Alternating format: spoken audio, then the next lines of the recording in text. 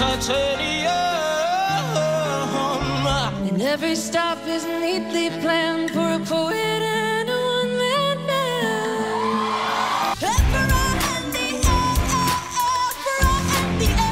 You became a pop star tonight. Yeah.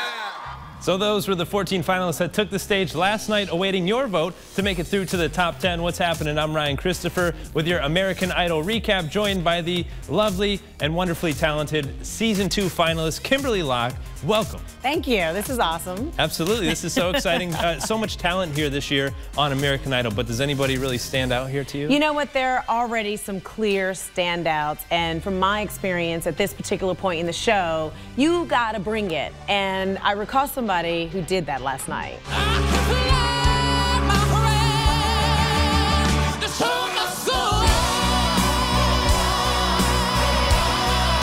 You came here tonight to stop the show, okay? So Kimberly was just showing me her goosebumps. Goosebumps right there. So Ada clearly has the talent, possibly the biggest voice in the show, but will America see him as American Idol material? So that's the challenge. That's the only question, because he brought everything else. He brought a show, he gave you a show, he gave you great voice. If he doesn't win, it won't be because he's not good. But let's move on to the rhythmic rocker, Cade.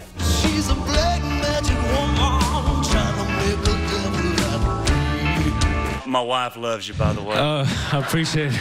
My mom is a young 70 years old, and she's obsessed with you. And is there anything like maybe a feather, a piece of your hair that you could actually give me right now for my mom? I sure could. So I'm assuming nobody asked you for a lock of your hair, no pun intended. No, I thought that was a little weird. Yeah, a little different, I guess. But when she said my 70-year young mom, I immediately thought of my grandmother, who was a huge Elvis fan. Yeah. And you know, when Elvis started doing all the gyrating, and I think that's what it is, it was almost distracting to me when I was watching him last night, because I really was trying to listen in, and he's a great musician. Yeah. He was playing the guitar very well, but the movements, I mean, listen, you got to be a charmer, and he's definitely got that part. We'll see if that helps him out here in the competition. It's interesting because there's a competitor, Johnny Brent, who Katy Perry said, hey, you got to work on your stage presence. Guy went to ballet class right here. He donned the tights, looking masculine as ever there. But Kimberly, during your season, did Simon or anybody say, hey, you got to work on this or that? You know what? The judges do that. And when they do it, my advice to the contestants is take it. You know, nobody ever told me to go take a class. Sure. But I did get some pointers from all three of the judges at various points during the show,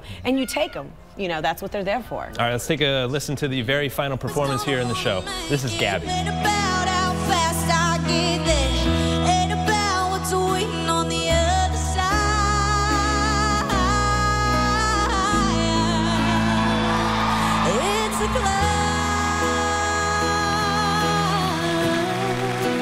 It's my favorite vocal situation of the night. Do you think it's a shoo-in? Are we going to see Gabby on tour with Luke Bryan this year? Well, okay, so is she a shoo-in? No one's a shoo-in in this competition, I don't believe. At least we didn't feel that way when we were on.